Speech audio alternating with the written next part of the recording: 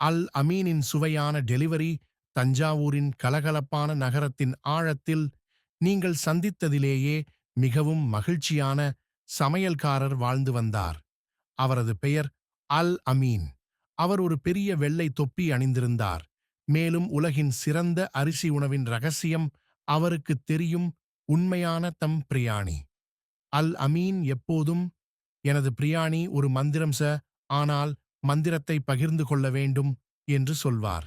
அவர் தஞ்சாவூர் மட்டுமல்லாமல் உலகமே சுவைக்க வேண்டும் என்று ஆசைப்பட்டார். அதனால் ஒவ்வொரு வாரமும் தனது சமையலறையை சிவப்பு நிற 3 சக்கர வண்டியான பிரியாணி எக்ஸ்பிரஸில் ஏற்றி பயணம் தொடங்குவார். புறப்படும் முன் அவர் தனது கரண்டிகளை துலக்கி குங்குமப்பூ, புதினா, மசாலா மற்றும் அரிசியின் இருப்புகளை சரிபார்ப்பார். பின்னர் பெரிய கோயில் கோபுரத்தை நோக்கிப் பார்த்து மகிழ்ச்சியுடன் கையை அசைத்து, ஒரு புதிய சாகசத்திற்கான நேரம் என்று கூறி இன்ஜினை இயக்குவார். சுக் 7 சுக் என்று ஒலி எழுப்பிக் கொண்டு பிரியாணி எக்ஸ்பிரஸ் புறப்பட்டது. அல் அமீன் பச்சை நெல் வயல்களை கடந்து செல்வார். மகிழ்ச்சியான ராகத்தில் விசில் அடிப்பார். நகரத்தின் கூட்ட நெரிசியும் சத்தங்களும் மறைந்து அமைதியான கிராமப்புற வாசனைகள் அவரை வரவேற்றன. சிறிது நேரத்தில் அவர் ஒரு புதுவித வாசனையை உணர்ந்தார். மசாலா வாசனை அல்ல, ஆனால் ஒரு புதிய நகரத்தின் உற்சாகமான வாசனை.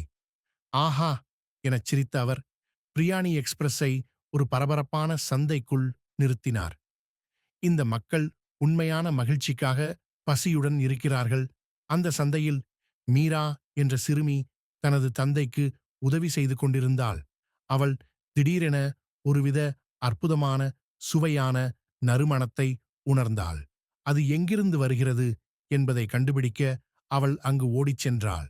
வாசனையை பின்தொடர்ந்து அவள் நேராக அல் அமீன் நின்றிருந்த இடத்திற்கே வந்தாள்.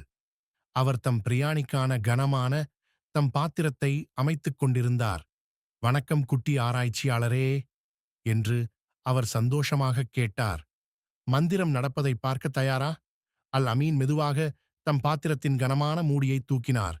ப்ஷ் என்று ஒரு நெகிழ்ச்சியான நீராவி மேகம் மேலே எழுந்தது.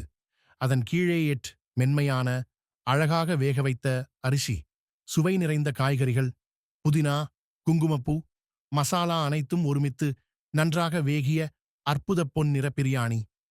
மீரா ஒரு சிறு கரண்டியளவு பிரியாணியை சுவைத்தாள். அவள் கண்கள் அதிர்ச்சியுடன் விரிந்தன. அது சூடாகவும் நறுமணமாகவும் காரமாகவும் மென்மையாகவும் அவள் இதுவரை சுவைத்தவற்றில் மிகச் சிறந்தது. இது உலகின் மிக மகிழ்ச்சியான உணவு என்று அவள் கைகளைத் தட்டினாள். உண்மையான தம் பிரியாணி அற்புதம். சந்தையில் இருந்த அனைவரும் அல் அமீனின் பிரியாணியை சுவைக்க வரிசையில் நின்றனர். அல் அமீன் பெருமையுடன் சிரித்தார். அவர் தனது சுவையான சாகசம் வெற்றிகரமாக முடிந்தது என்பதை அறிந்திருந்தார். அவர் கொண்டு வந்த ஒவ்வொரு தானியத்தையும் பகிர்ந்தார் மற்றும் அடுத்த வாரம் பிரியாணி எக்ஸ்பிரஸ் அவரை எங்கு அழைத்துச் செல்லும் என்று ஆவலுடன் இருந்தார்.